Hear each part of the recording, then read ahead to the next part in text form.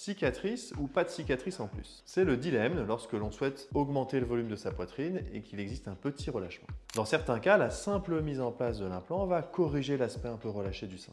Dans d'autres cas, il faudra combiner un lifting et donc faire des cicatrices sur le sein pour resserrer la peau. Et comment savoir à l'avance?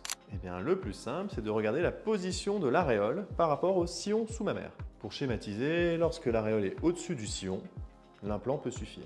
Lorsque l'aréole est au niveau du sillon ou un petit peu en dessous, dans ce cas-là, on peut faire un test, lever les bras et voir si cela corrige la forme du sein. Si cela n'est pas le cas et qu'il existe encore un peu de relâchement, dans ce cas-là, on va plutôt envisager ce qu'on appelle un round block, c'est-à-dire une cicatrice qui fait juste le tour de l'aréole. Et lorsque l'aréole est plus basse, dans ce cas-là, on est obligé d'envisager un lifting complet avec le round block et en plus la cicatrice en T inversé ou en encre. Seul un chirurgien sera en mesure de vous répondre en prenant en compte vos attentes et les possibilités. Sachez aussi qu'en cas de doute, on préfère temporiser un petit peu et dans un premier temps mettre l'implant puis corriger si nécessaire le petit excédent cutané.